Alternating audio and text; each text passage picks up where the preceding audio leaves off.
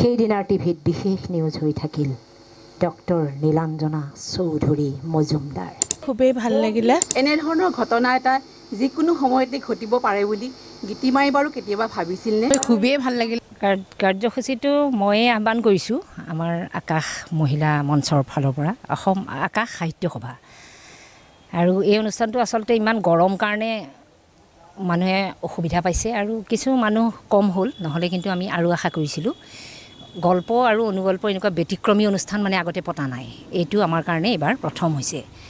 আৰু গল্পসমূহ কেনেদৰে পাঠ কৰিব লাগে, কেনেধৰণে অনুগল্পক মানে উপস্থাপন কৰিব লাগে, এই কথাখিনি তাৰমানে আমাৰ মানুহখিনিয়ে যদিও এটা হেৰি আছে আইডিয়া, কিন্তু মানে খুব ভালকৈ কৰিব নাজানে। আজি হয়তো ইয়াত বহুখিনি কথা শিকিব, আমাৰ মানে শিকাৰেই আটাইতকৈ উদ্দেশ্যটো বেছি আচলতে। ইয়াৰ পিছত যদি আমি আগন্তুক দিনত পাতোঁ তেতিয়া হয়তো ইয়াতকৈও ভাল হ'ব। আৰু আমাৰ যিসকল ইয়াত আজি গল্প পাঠ কৰিবলৈ আহিছে তেখেতসকল খুব ভাল ভাল মানে গল্পকাৰ, লেখক, আৰু তেখেতসকলৰ সাহিত্যলৈ যথেষ্টখিনি অৱদান আছে। তেখেতসকলে ইতিমধ্যে কিতাপবোৰ কেইবাখনো প্ৰকাশ হৈছে প্ৰায়বোৰৰে।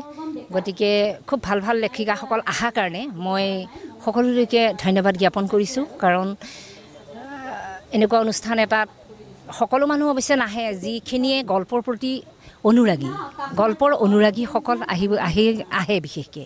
সেয়ে মই আজি ভাবিছোঁ এইসকল আমাৰ গল্পৰ অনুৰাগী, আৰু ইয়াৰ পিছত ভৱিষ্যতে আৰু বেছি ইয়াতকৈও অনুষ্ঠানটো ডাঙৰ কৰিব পাৰিম বুলি আশা ৰাখিছোঁ।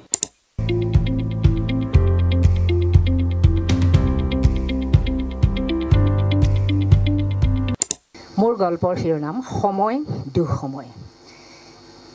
এইকেইটা কচোন চুমু, মই আহি আছোঁ। কেইটামান ইংৰাজী চেণ্টেন্স লাৰ্ণ আৰু অংক দি নীলাঞ্জনাই লাহেকৈ বেডৰুমৰ দুৱাৰখন জপাই বাহিৰলৈ ওলাই গ'ল। অংশগ্ৰহণ কৰি খুবেই ভাল লাগিলে। সাধাৰণতে কবিতা অনুষ্ঠান এনেকুৱা হয়, কবিতা পাঠ, গল্প পাঠ অনুষ্ঠানটো আজি প্ৰথম মানে অংশগ্ৰহণ কৰিলোঁ। আগতে যদিও আমাৰ হয় নহয়, গল্প আৰু কবিতাৰ মানে সংমিশ্ৰণ হয়, কবিতাও হয়, গল্প হয়, এনে গল্প খুব কম হয়। আজি একদম গল্প আৰু অনুগল্প এটা বিশেষ সোৱাদ পাইছোঁ, খুব ভাল লাগিল।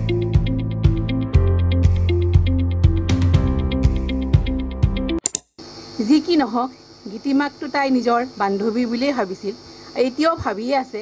কিন্তু আজি ঘটনাটোৰ পিছত যাওঁ বুলিও খবৰ এটা ল'বলৈ যাব পৰা নাই। এনেধৰণৰ ঘটনা এটা যিকোনো সময়তে ঘটিব পাৰে বুলি গীতিমাই বাৰু কেতিয়াবা ভাবিছিল নে? হয়, আজি এই অনুগল্প মানে পাঠ কৰা সেই প্ৰগ্ৰেমটোলৈ আহি খুবেই ভাল লাগিলে।